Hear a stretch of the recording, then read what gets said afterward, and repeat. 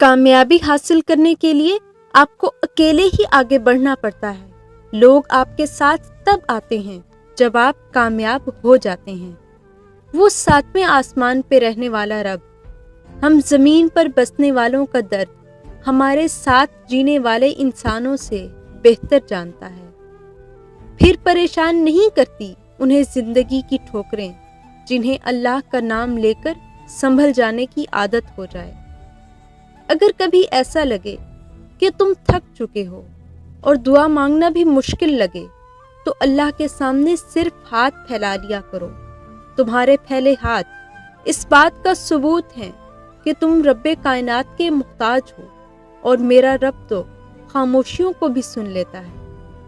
اپنے کردار کی عیادت کرتے رہا کریں اس سے پہلے کہ آپ کی ذات کی تعزیت کی جائے۔ ہتھیاروں سے دل پر تسلط قائم نہیں کیا جا سکتا، صرف محبت اور فراخ دلی سے ہی اسے زیر کر کے اپنے قبضے میں لیا جا سکتا ہے۔ انسان کسی دوسرے کے لیے کچھ نہیں کر سکتا سوائے اس کے کہ اس کا حوصلہ بڑھائے۔ میں نے جتنے لوگوں کو ٹوٹتے دیکھا ہے فقط اس لیے کہ رشتوں اور دوستوں کے ہجوم میں سے کسی نے ان کو یہ نہ کہا کہ حوصلہ کرو، اللہ کرم کرے گا۔ یقین کریں، بہت طاقت ہے اس ایک جملے میں۔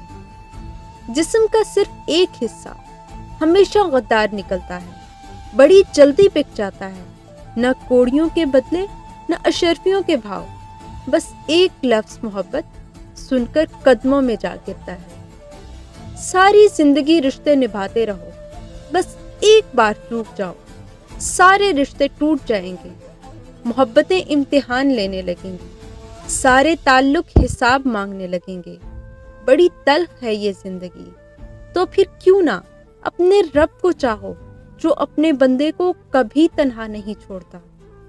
فاصلے بڑھتے ہیں تو غلط فہمیاں بھی بڑھ جاتی ہیں، پھر وہ بھی سنائی دیتا ہے جو کہا بھی نہ ہو۔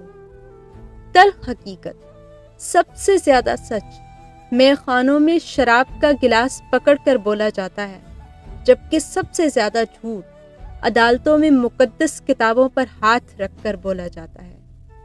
کسی کی اصلی شخصیت دیکھنی ہو تو اس سے اختلاف کر کے دیکھو، اختلاف شخصیت کا ایکس رے ہے۔ تنہا ہونا یہ نہیں ہوتا کہ آپ کے پاس کوئی نہیں ہے، تنہا ہونا دراصل یہ ہوتا ہے کہ آپ کے پاس سب ہیں لیکن آپ کا اپنا کوئی نہیں ہے۔ انسانوں میں کہاں اتنا ضرور کہ وہ کسی کی غلطی کو معاف کر سکے، وہ تو بس ایک چھوٹی سی خطا کے منتظر ہوتے ہیں۔ ادھر غلطی ہوئی، ادھر سزا آپ کا مقدر بنا دی گئی، آپ کی ساری محبتیں، ساری قربانیاں خاک میں ملا دی جاتی ہیں، آپ کے وجود سمیت۔ اگر اللہ پاک تمہاری دعائیں پوری کر رہا ہے تو وہ تمہارا یقین بڑھا رہا ہے، اگر دعائیں پوری کرنے میں دیر کر رہا ہے تو تمہارا صبر بڑھا رہا ہے، اگر تمہاری دعاؤں کا جواب نہیں دے رہا تو وہ تمہیں آزما رہا ہے۔ اسی لیے ہمیشہ دعا مانگتے رہو۔ ہر کوئی مارنے کے لیے پتھر نہیں اٹھاتا، کچھ لوگ یہ کام لہجوں سے بھی کر لیتے ہیں۔ ضروری نہیں کہ ہر لکھا جانے والا لفظ پڑھنے والے کے معیار کے مطابق ہو۔ لکھنے والا اپنی کیفیت جبکہ پڑھنے والا اپنی کیفیت میں ہوتا ہے۔ دنیا کی بہت سی مشکلوں میں سے ایک مشکل یہ بھی ہے کہ پڑھے لکھے اور قابل لوگ اپنے فیصلوں میں جتنے مشکوک رہتے ہیں، جاہل لوگ اپنے فیصلوں میں اتنے ہی پر اعتماد نظر آتے ہیں۔ میں نے مرد کو بیوی بچوں کی روٹی کی خاطر دوسروں سے خاموشی کے ساتھ گالیاں سنتے بھی دیکھا ہے۔ اگر کسی کے دماغ کو جاننا چاہتے ہو تو اس کے لفظوں کو سنو، اگر کسی کے دل کو جاننا چاہتے ہو تو اس کا عمل دیکھو۔